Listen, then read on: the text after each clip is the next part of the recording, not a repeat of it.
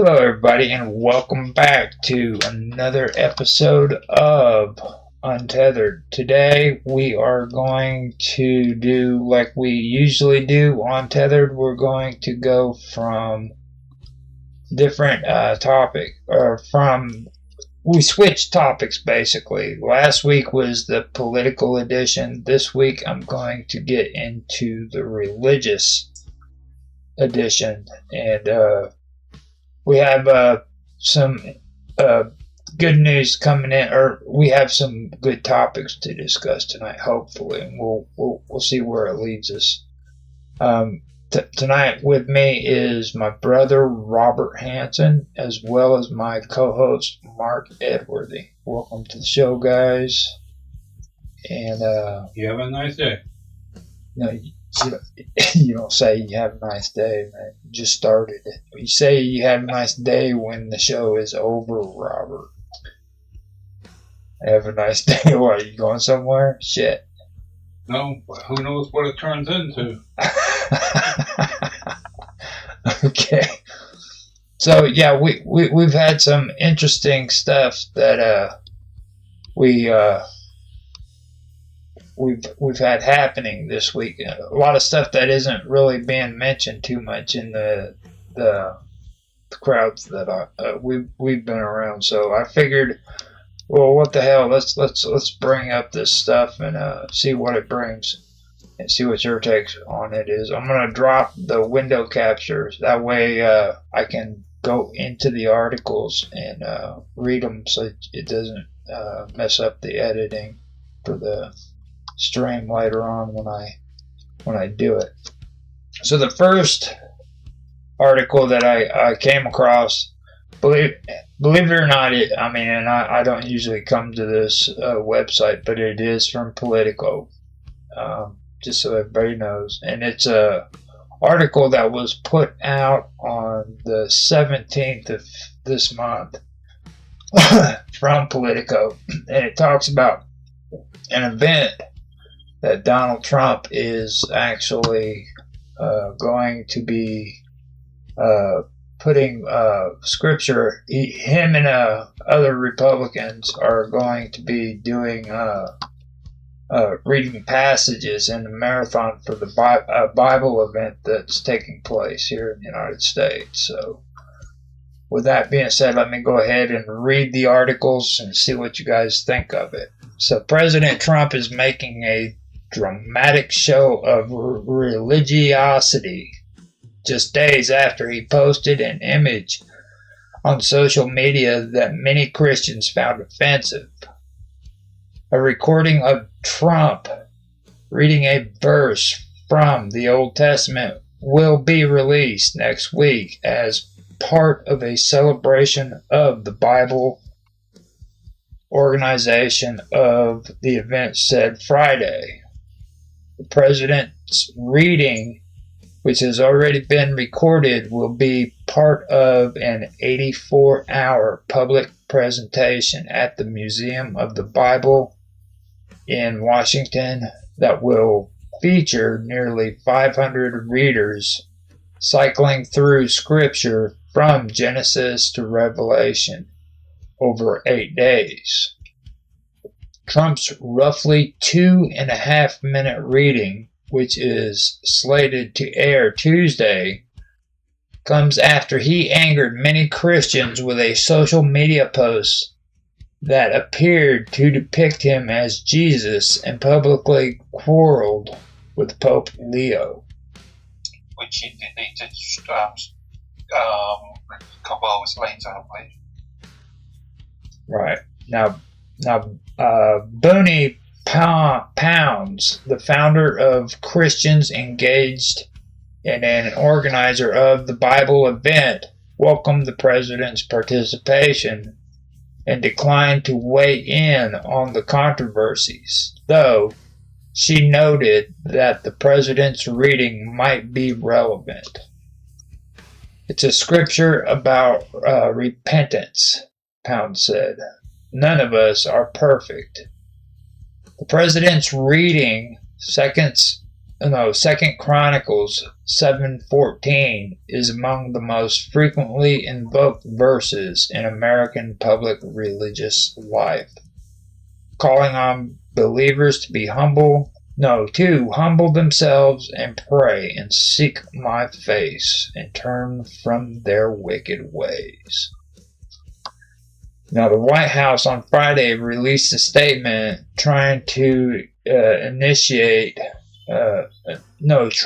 the initiative to the broader sweep of American history, emphasizing what it described as the Bible's indelible role in shaping the nation's identity.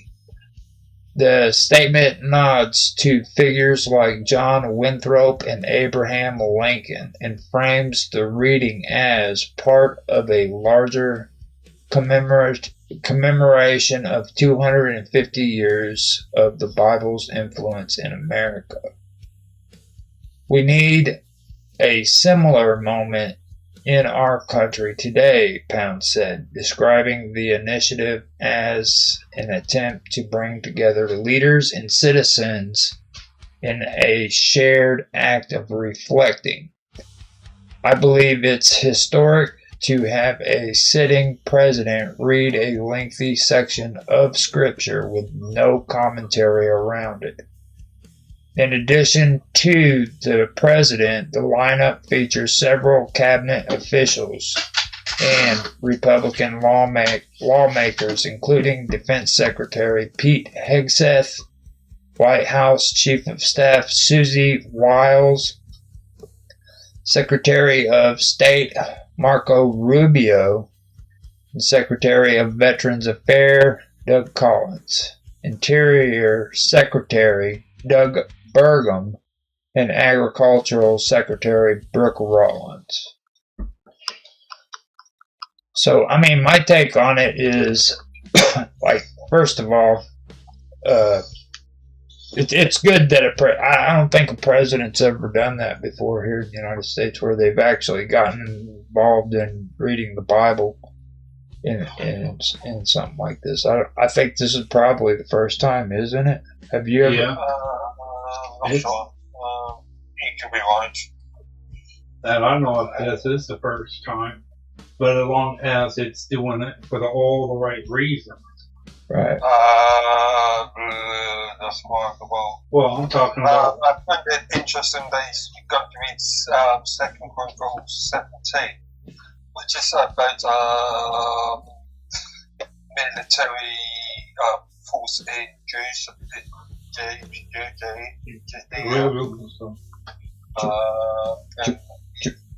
and especially now, what's happening in Israel. I find it interesting that he has actually chosen that part. Do you want me to read the verse? Please. Okay, 2 Chronicles 7:14. First of all, it's a prominent biblical verse where God promises to hear, forgive, and heal the land of his people if they humble themselves, pray, seek him, and repent from wicked ways. This promise was originally part of God's response to King Solomon's prayer after dedicating the temple in Jerusalem, focusing on restoration and covenant loyalty. Let me see. I'll get this. Do you not see an issue with that? Yeah. Yeah, because of the obvious. I wonder how this is going to go down as far as the Islamic, or the U.S. Islamic or Islam Well, the U.S. Five is concerned. Well, the state, I think that might be a bit of a head issue. like the state said, about not mixing church and state together, and how people are going to look at that if that's what that is going to be turning into. Yeah, even if it was, even if he's not meaning to it's going to be Yeah, viewed as that. Yeah. it's a double-edged sword. It could be into politics. They like to do that. 1 minute it's one thing, and then next they turn it around. Also, as far as his chief social post was concerned, that was absolutely checked as far as I'm concerned. Blasphemy, even. It was fair to criticise him on that. And it was, even though he should have created such a post, at least not without having some sort of advice from his advisors. It was good that he deleted it anyway. And on January the 14th, 2016, Russell Moore made a post on his website, russellmoore.com, and he says that 2 Chronicles 7:14 isn't about American politics. And he says sometime around the 4th of July or Memorial Day, you might see a sign advertising a God and Country rally or prayer breakfast. I can almost guarantee you that if you attend, you will hear at least once 2 Chronicles 7:14.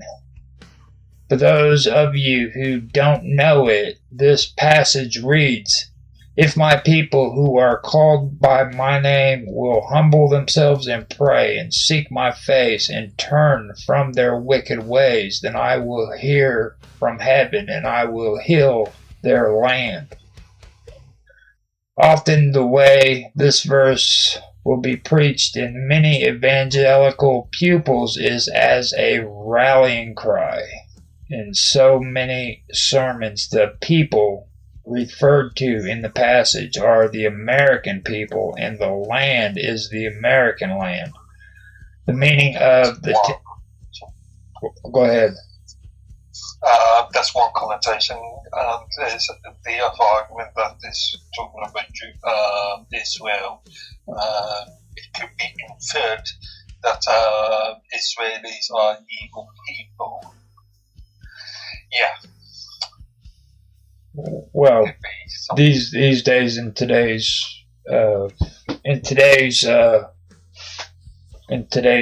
atmosphere, yeah, you could see that as being a part of it too. But I'm gonna stick to your theme of us talking about that American kind of thing. Okay. Yeah, we as far should as be the doing Americans are concerned, there's always been a very sort of Christian undertone in American politics. Well, I like what Russell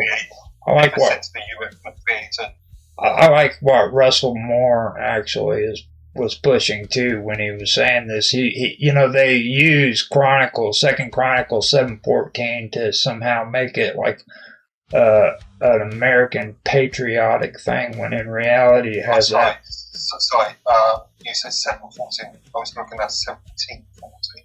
No, 7:14. 2 Chronicles 7:14. And a lot of evangelical pulpits are using it as like a rallying cry. Like the people of America, and that we need to heal our lands and stuff, when in reality it has nothing to do with politics whatsoever. You know what I mean? But this also could apply. It's a dangerous thing. Yeah, carry on. I'm just saying it's a dangerous thing when you phrase certain things and people take it the wrong way. Yeah. When you're saying that U.S. land, that don't sound very good. Now, often the way this verse is preached in many evangelical pulpits is as a rally cry. In so many sermons, the people referred to in the passage are the American people, and the land is the American land. The meaning of the text is understood as an invitation to 21st century America to return to God and then enjoy God's blessings once again. It's no wonder one scholar said that 2 Chronicles 7:14 is the John 3:16 of the American civil religion. Or they call it when they went on the Crusades. That's what it sounds like too. Well, he's comparing it to John 3:16, which everybody here in the United States is always doing. Well, what I'm referring to is when you say God with you will stand. Well, it just sounds like the Crusades when they're making the church into the you fight for the USA, but you fight for the God. Well, he goes on to say, if nothing else, the question must be asked of this kind of sermon: where should we take America back to? Do you mean back to the area of the founders, or back to the 1950s or the 1980s? When exactly in America's blip of an existence did everything fall apart? You know, so that's another good question. It's like, you sit and you hear that. I mean, they're talking about making America great again. At what point? And what depth of it? So. Making America great again, and then that's such a fake term. It doesn't mean anything. Waiting capacity. Right. Now, we need, in addition to the president's lineup, I already mentioned that about the cabinet officials and everything, right? What about them? Like, there's going to be other ones that have read this too as well. Like, I noticed in here, Marco Rubio is going to be one of the readers, and Susie Wiles is going to be there, doing it too. So we're going to have that going on. Now, Trump and other top Republicans read passages in the Marathon Bible event. This one is from AP, and it says that this is updated at 6:01 p.m. Central Daylight Time on April the 21st, 2026. It says President Donald Trump and many of his leading Christian supporters and top Republicans are taking part this week in a marathon reading of the Bible in an America 250 themed event billed as encouraging a return to the spiritual foundation that has shaped our country. The America Reads the Bible event, with each participant reading a passage aloud, is being live streamed from the Museum of the Bible in Washington and other locations.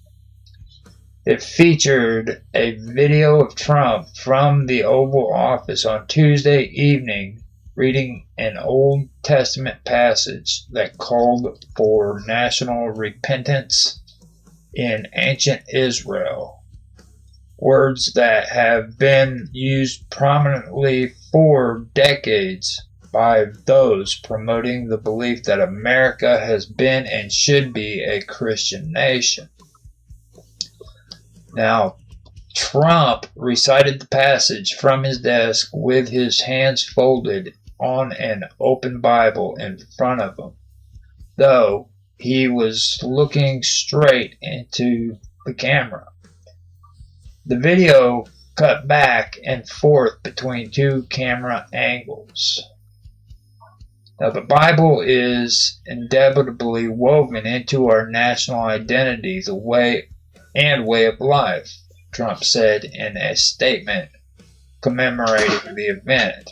The statement cited historical figures such as the Puritan leader John Winthrop as imploring his fellow Christian settlers to stand as a beacon of faith and for all the world to see.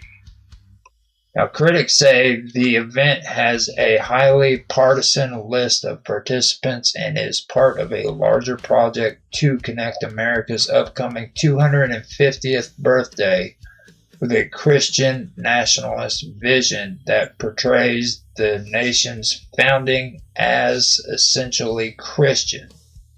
Something many historians dispute.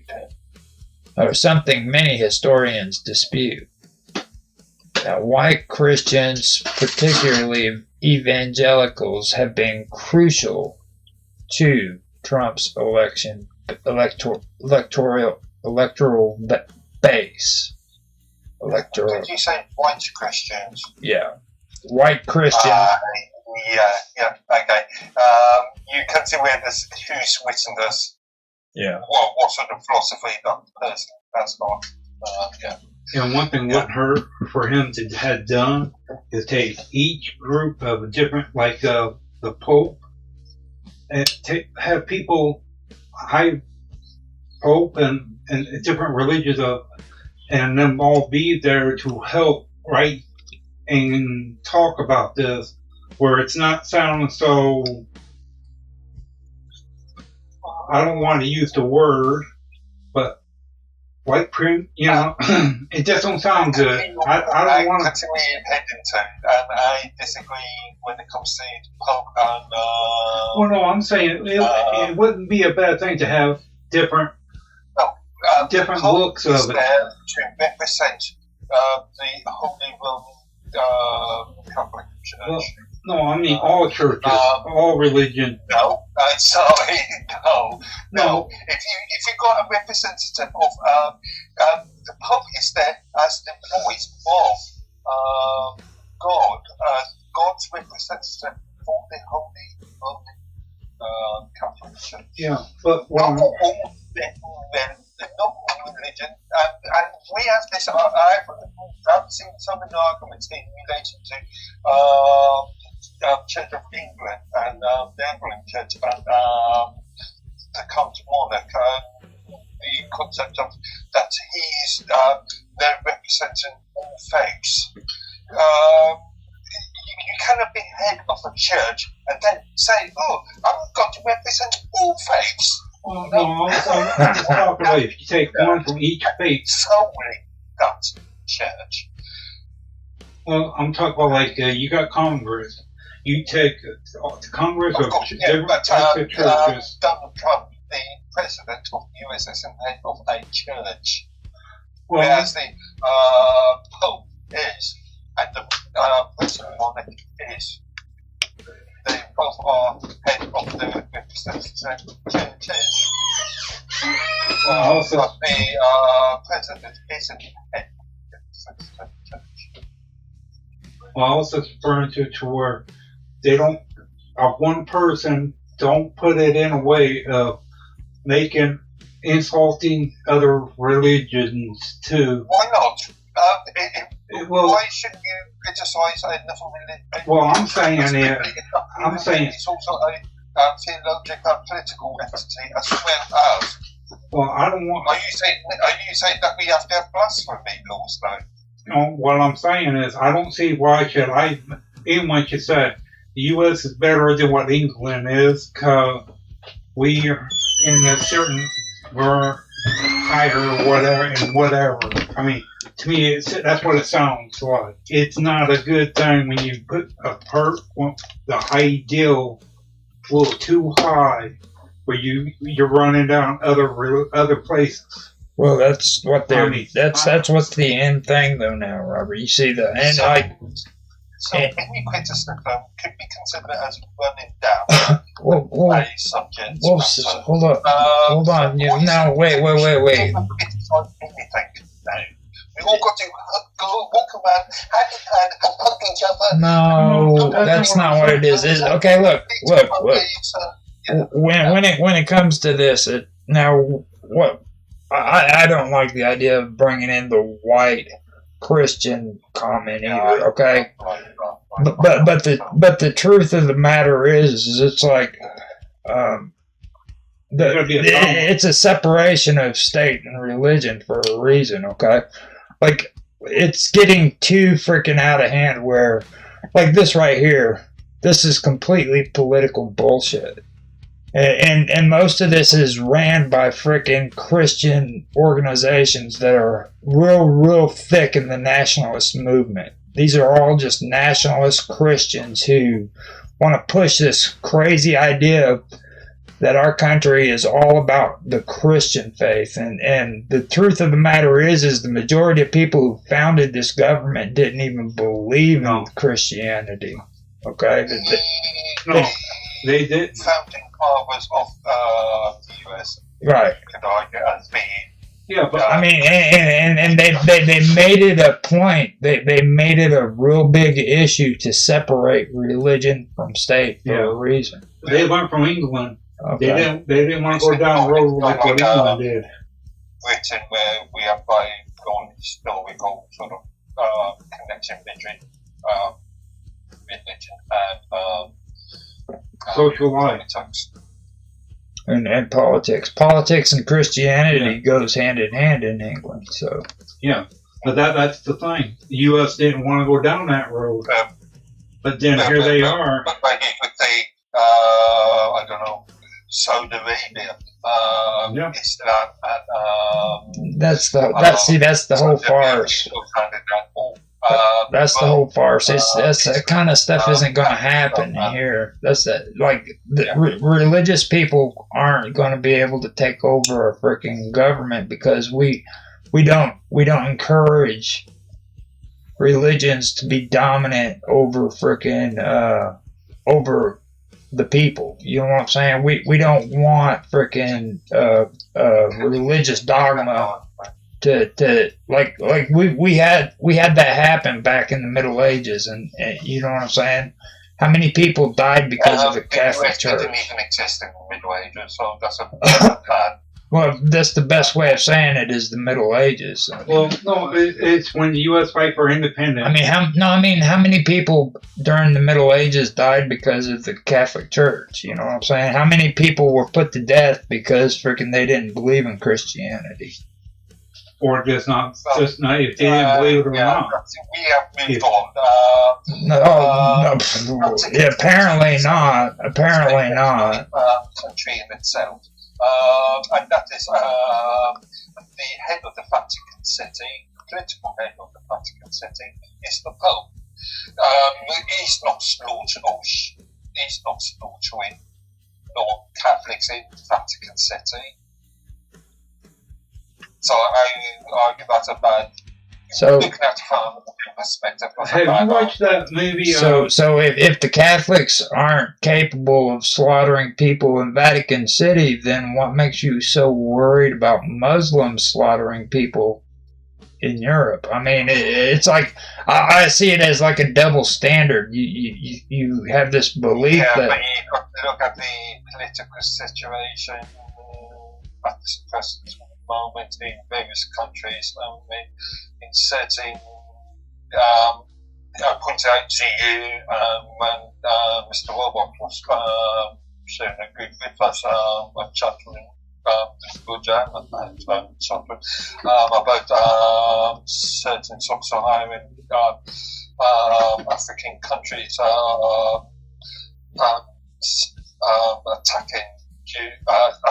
attacking Christian members of Christian faiths because of internal political disputes. But my whole point is are they capable legally of taking over your government and and making it to where you have to freaking obey freaking the Muslim religion or you get put to death. I mean, can they physically do that? Do you have a constitution that prevents that from happening over there? That separates religion from freaking state? If a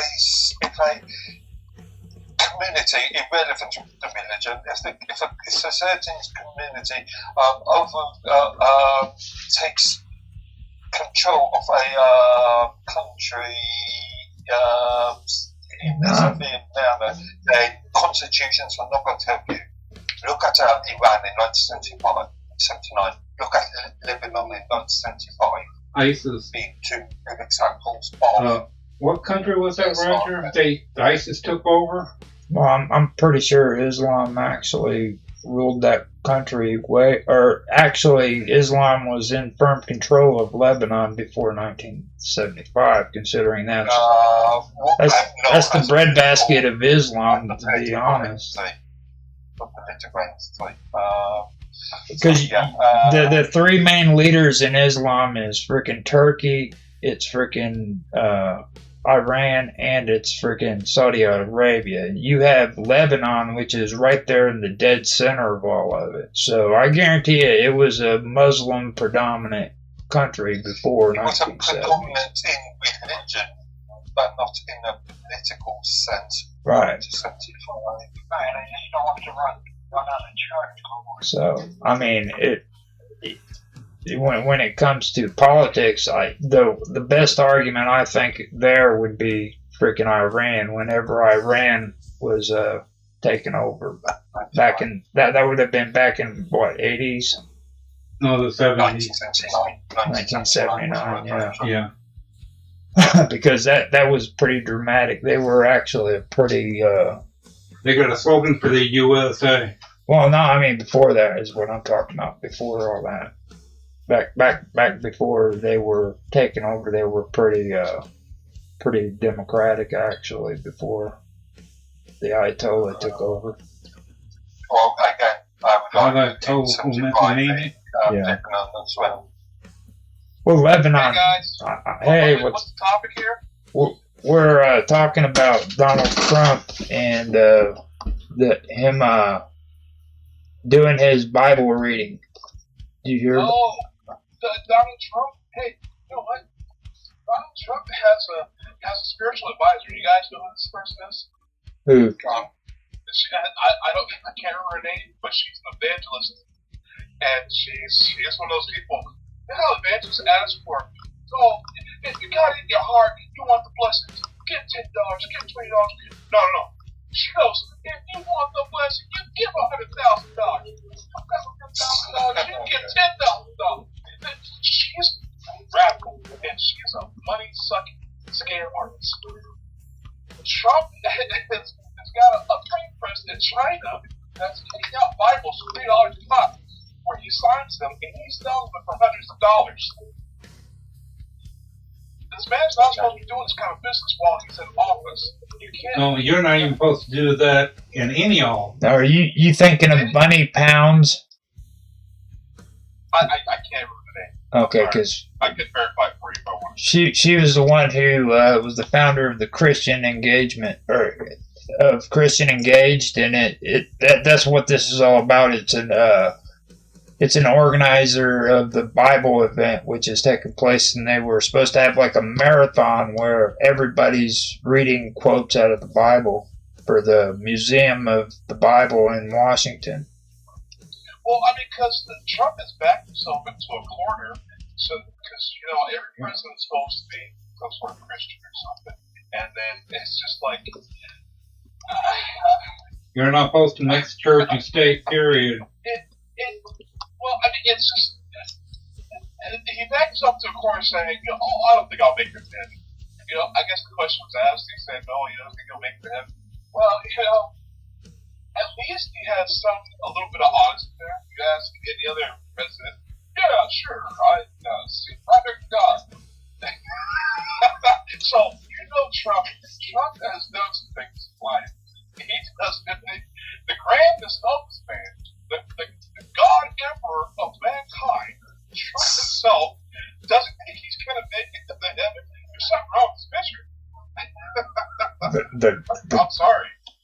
Well, see, that's what a lot of this started over because he ended up putting up that meme where freaking he was Jesus and he was preaching to the horrible and awful freaking Pope of the Catholic Church, which. Hey, watch it, buddy. Yeah, I know. I seen you there. That's why I said it. There is a lot of questions about this Pope. In fact, I've got a video I want to show you. I've been meaning to show you it last week or so, but I keep forgetting. But I'll do that later. But that criticizes the current Pope. I like Pope Leo. But to me, Pope Francis. I argue that And I love Pope Francis. extremely choose a word in conversation woke. He's woke. Everybody is woke. He what's I'll woke? give you the reference to the on that. Was that a new fashion statement? Compared to his majesty Lord Edward. So sweet, such tradition. I would mind giving that. I said that the British monarch is the head of the Anglican Church. Yeah, actually, that's a good point. That really is a good point. What is? That the English, the Church of England, is So, like the royal family. Mhm. They're in charge of the Anglo Church. so what does that have to do with Pope Leo? Well, that's not actually Catholic though, because they're two separate Yeah, denominations. they're Anglican. Like they're that is a good point. Tan has They are checkmated They're you. not in communion with Rome. Well, you understand the whole difference between the two, right, Mark? So, You know the difference between the Anglo Church and the Catholic Church, right? yeah, from an historical point of view. Because I mean, Tan's Yeah, the What about- concept of removing the mysticism of Christian faith. That's what you're driving at. Well, like with the Norwegian belief, when there are 9. Well, see, that's that when you bring the Norwegians in and the Vikings in, that's where Anglo-Saxon comes from, and like when you get the Anglo Church, you get more of a predominantly white Anglo-Saxon kind of church that is what they have an issue with. I mean, are you sure about that? I mean, Yeah. Well, there's a lot of the history where it's like the Vikings are ransacking and doing their raids on England as Right. because of some newly found place. well, So see, already Anglo-Saxons in England before the Vikings ever found it. civilization in that region and France, okay, actually started because of the Vikings. The invasions were really because of the Vikings coming down and invading Scotland and then later parts of England. Just like in France, the Franks, when you hear the term Frank and Frankish, the Franks were actually Vikings who invaded, then they started settling in the northern part of France. And these people actually ended up being the royal families of France before the French Revolution. So a lot of what we call civilization from that part actually started because of the Anglo-Saxons from Scandinavia. And they were attacking their own countrymen there too. And then you had During that Italy with Rome that was coming up from the south, you know what I mean? So you have a lot of influence there. So, Do you know that there are a lot of Anglicans in Africa? yeah, that's actually, Depends on which African country you're talking about, but there's a lot of Catholics. Well, Catholics is a lot more numbers, but Anglicans, so 25 million in Nigeria compared to. well, take a look at Denmark and their settlements too. A lot of people don't look at that. There's tons of freaking Danish settlements in Africa. especially right there on the west coast, where they had actually settled Dutch were a settlements. scourge on the African people. They were the absolute worst. Yeah. Still, even to this day. So,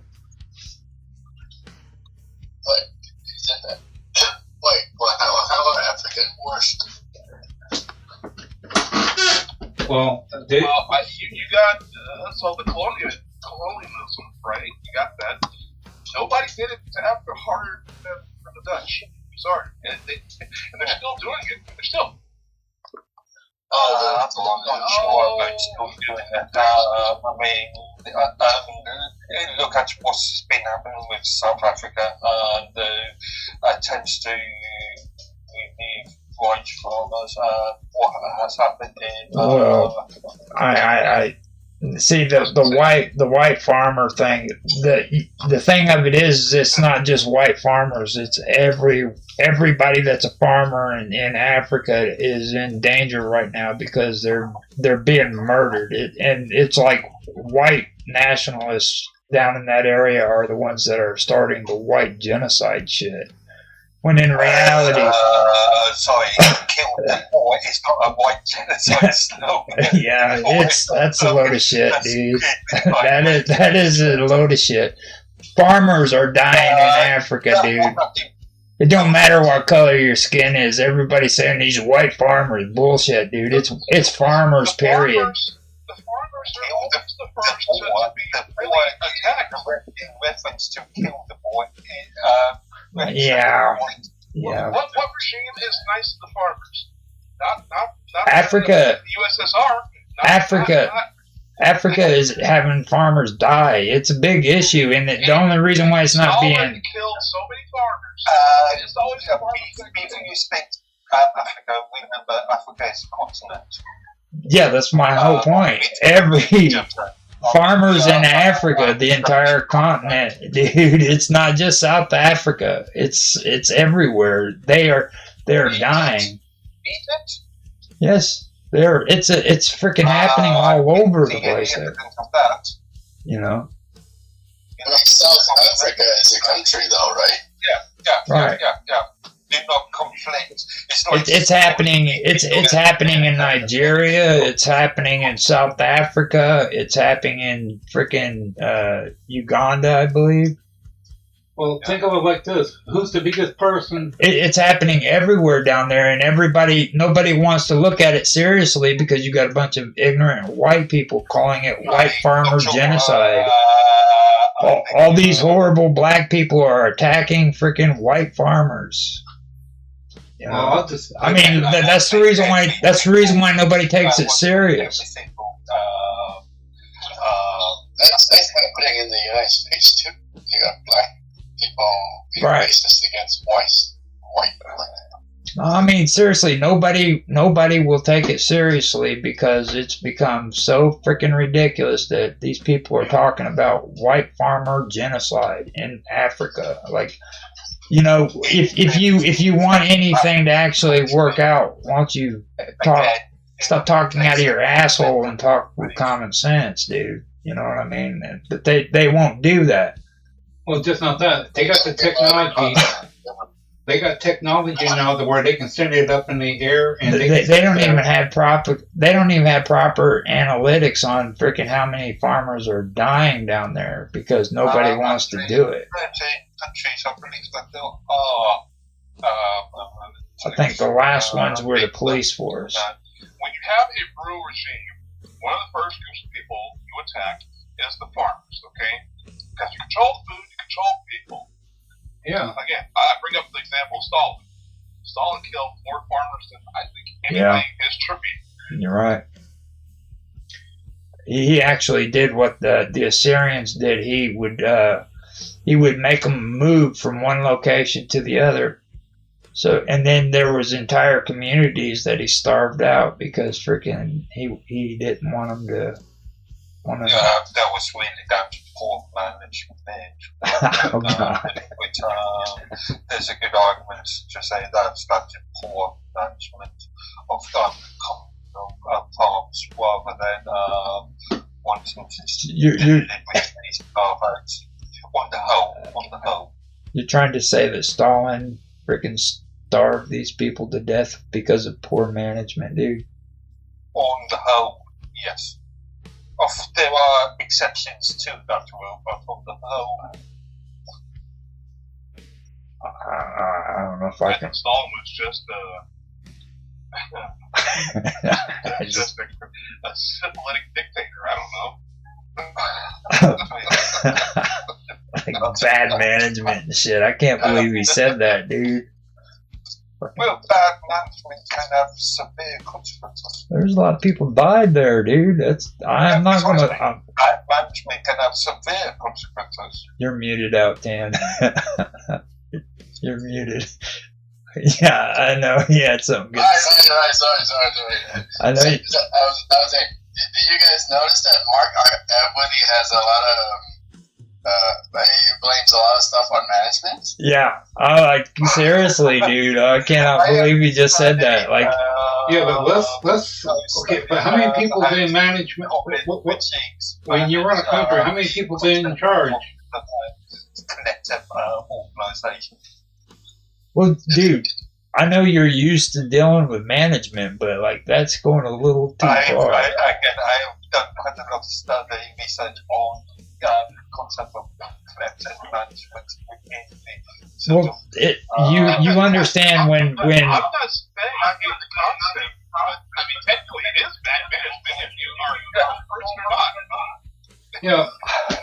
Well, it's Well, like this is actually a tactic that's been taking place since back during the ancient times, dude. It was a known tactic. You starve people out. You also, the Assyrians, like I mentioned, they would take and they would conquer people, and then they would make them move to another area. That's like when it comes to Russia. to Babylon, when it comes to the Jews being moved out of Jerusalem. That was because freaking that was what they practiced. They would conquer a city and then they would relocate them somewhere else.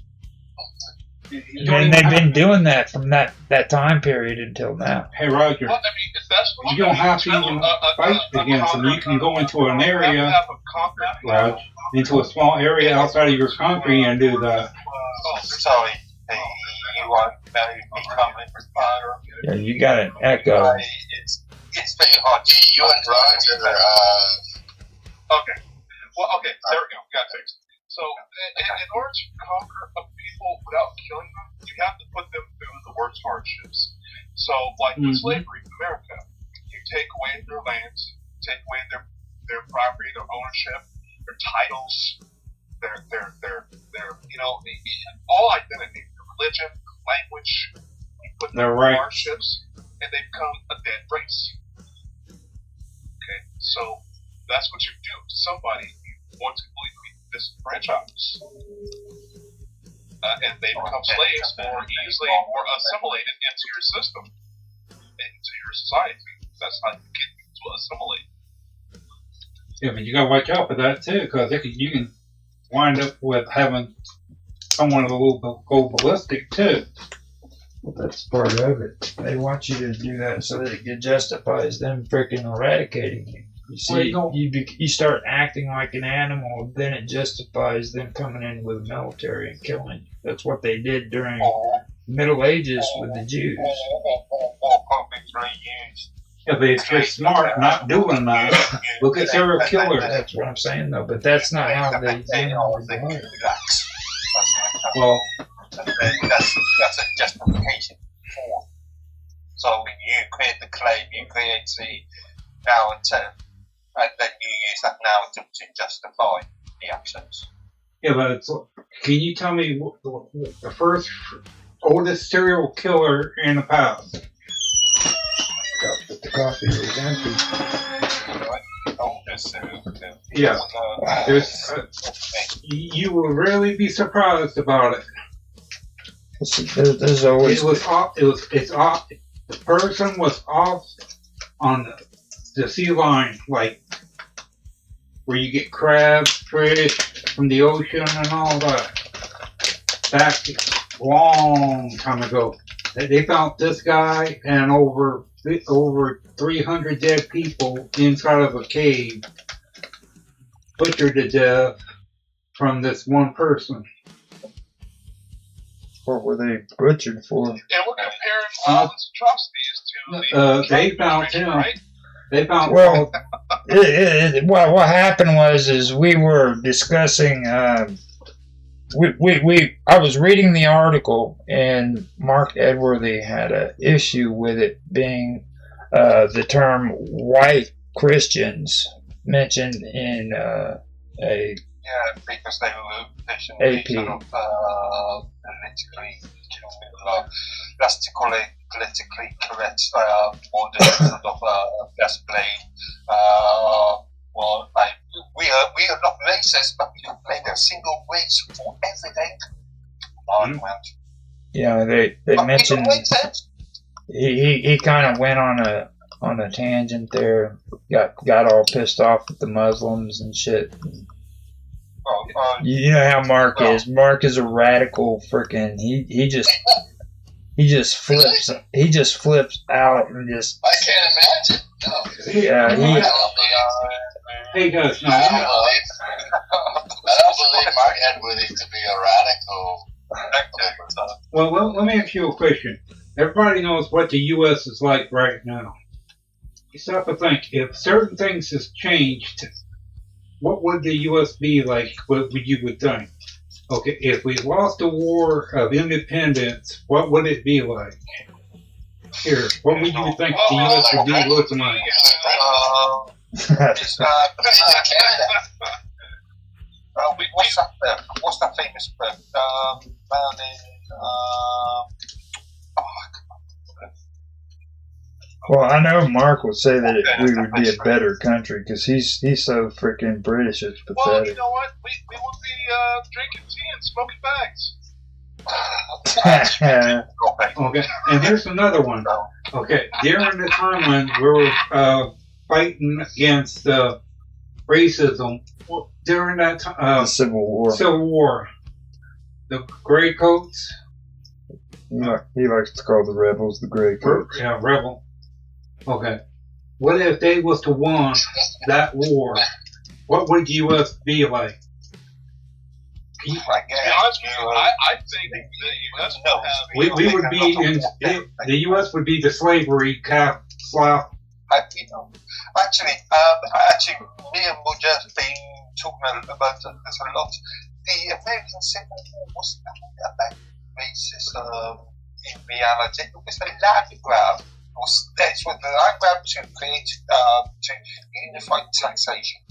Right. Just not that. Yeah. Industrialized. But here's the thing: Right. if you got all them people that, yeah, but here's the problem: No. if you can't get taxes from a dead, if you can't get money from people that's dead or don't have a penny to their name, because you got more people that own slaves. Well, see, the Okay, thing that's of it is, problem. Robert, That's there problem were right there. the thing that goes against that is there were regulations that were in place where slavery would have been abolished within maybe 10 or 15 years. That's what I was about to say. If the UK, if we lost the war against England, I believe slavery would have been abolished a lot sooner. Yeah. As a matter of fact, they were the ones that were pushing. They were the ones that were pushing against slavery because they're the ones who made it illegal on the Ivory Coast to take slaves from Africa. And Yeah, but I'm saying like today, what would you look at the U.S. today well, if them things happen?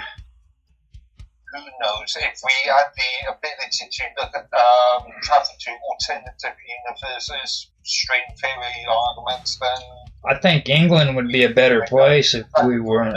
If we lost that war, I think England would be a better place today because Americans would actually be a part of England, and we would teach you guys how to actually run a proper government, do things. Oh, I don't know about that, Roger. remember, your government is based fundamentally, historically speaking, is based upon Britain.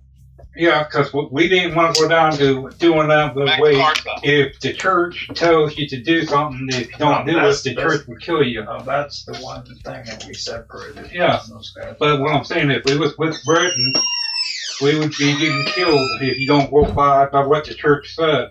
Maybe in the 16th century, 15th century, but we are talking about the 18th onwards. We are Well, talking about yeah. But like here, but like I was surprised about this. During the 1800s, the government here, they had this thing that they were thinking about killing all the Indians, inviting them all to dinner, and poisoning the meat and letting them all eat it to genocide them, because they cost the U.S. during that time with all the wars, Indian wars, over $1 million, and they wasn't happy about it. And they were talked down about doing it, and they went to the point where they were going to go and attack Mexico to get the land. And it was on the TV showing the landmass compared to what would it be like compared to Russia's landmass. Okay, you are conflating all Indians or all Native Americans with Yeah, but that's what they were talking about doing. You say that you're going to invite all Native Americans from the big continent of Northern America No. to a small dinner party. No, I'm talking about all the Indians here in the USA. They was wanting to round them up and kill them. Do you know how large the USA is? Yeah. Yeah, but Do you know how many different tribes there were? You're asking an American if he knows how large the USA is? Well, I can make a comment like the old joke about US citizens not knowing geography at all. But yeah, what No, we go know there? our own geography. We don't care about anybody else. but our government is got a lot of flaws by itself, like with Canada. Okay, when U.S. was going to, if the citizens of the U.S. when it was brought up, they looked and said, no, we're not. They didn't want no part of attacking Mexico or Canada because they didn't want no wars. They liked the peace. They just didn't see no purpose for it. But the government wanted to do it. But I'm saying, what would it be like each of them things changing in that direction? What would it be like? Again, you're asking what else? I could, who knows?